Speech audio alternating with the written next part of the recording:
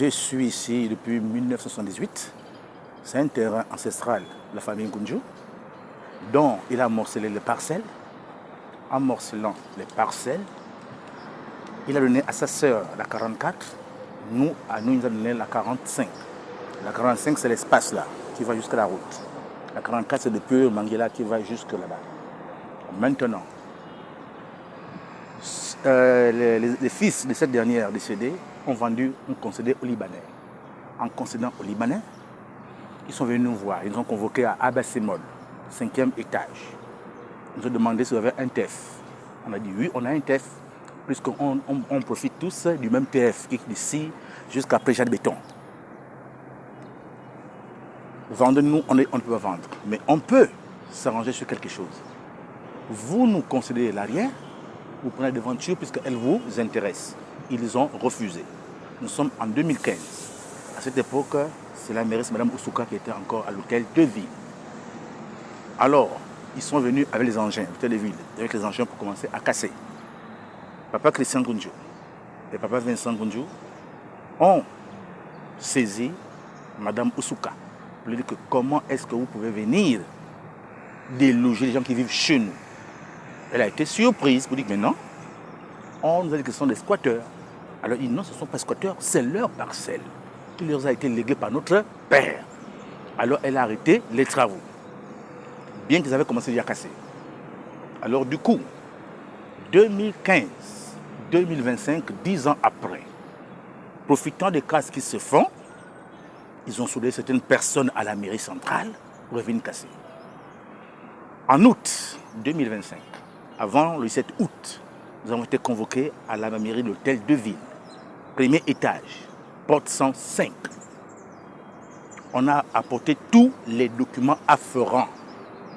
Ils ont dit que non, ces documents ne sont pas authentiques. Donc demain, on vous casse.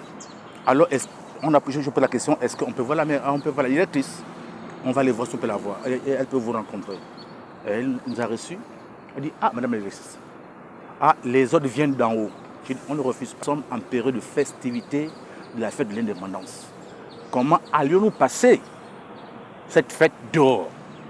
Accordez-nous au moins le fait que nous puissions passer les fêtes en famille et à la maison. Ok. Après le 7 août, mercredi, on vient, on casse. Ok, il n'y a pas de problème. Nous sommes venus. Étant venus, le mercredi, ils ne sont pas passés. Parce que lorsque la mairie est passée pour la première fois, ils ont envoyé un inspecteur qui a regardé et qui dit non, ici, ce n'est pas le domaine. Parce que pour eux, ici, c'est le domaine rural et communal. Mais rural et municipal. C'est un peu étonnant.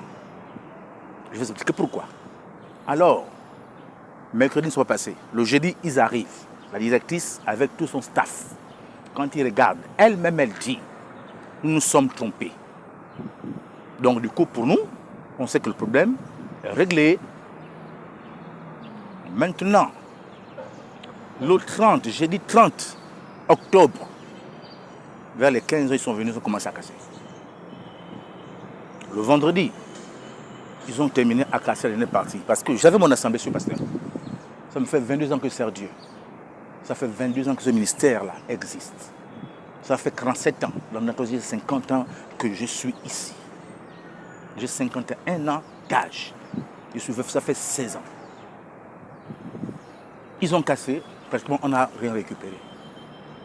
Ils nous ont rien dit, ils nous ont cassé et puis ils sont repartis, comme si rien n'était, en oubliant que ce sont les Gabonais qui mettent dehors au détriment des étrangers. Ce n'est pas que je suis xénophobe, je ne suis pas xénophobe. Parce que lorsqu'on parle de patriotisme, il faut qu'on voit quand même le bien-être des autres. Moi, ça me fait, le 31 décembre, c'est là où je dors, dans cette voiture-là. Ça me fait 2 mois,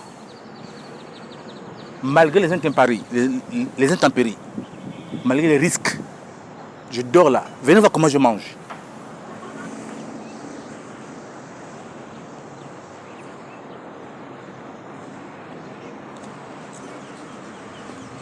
Voici là où je vis. Voilà comment je vis. Le 31 décembre, là, ça me fait 2 mois plein. Ce n'est pas que je n'ai pas de famille. Mais aller chez un parent à 51 ans, ce n'est pas logique. Parce que vous n'êtes plus maître de vous-même. Et il y a quand même une certaine maturité. Monsieur le Président de la République, nous avons voté avec amour, parce que vous avez dit que vous allez veiller sur le bien-être des Gabonais. Est-ce que vous croyez qu'un Gabonais qui a dépassé 50 ans, un demi-siècle, doit vivre comme ça? Où sont mes enfants? Où est ma femme? Ils sont obligés d'aller chez les parents. Mais je prends le risque parce que je veux attirer votre attention. Ce n'est pas une mise en scène, c'est une réalité, une vérité. Il aurait fallu qu'ils viennent encore une fois de plus nous dire que bon, votre proposition peut sembler être juste pour ne pas vous déguerpir. Au moins, on vous fait de l'arrière, on vous met même les maisons d'habitation, on prend la devanture, ça ne nous dérangerait pas. Si c'est un espace commercial qui peut embellir la ville, ça ne nous dérangerait pas. Mais de manière arbitraire, nous avons voté des loger de manière arbitraire. Combien de familles ont été délogées? Je ne suis pas le seul.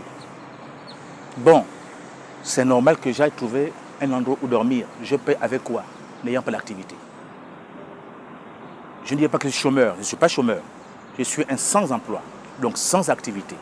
Parce que le chômeur est celui qui a des qualifications, mais qui n'a pas de travail. Mais un sans-emploi n'a pas de qualification. Mais je suis obligé de dormir dans la voiture. Je pouvais aller braquer, aller voler, mais ça ne me ressemble pas.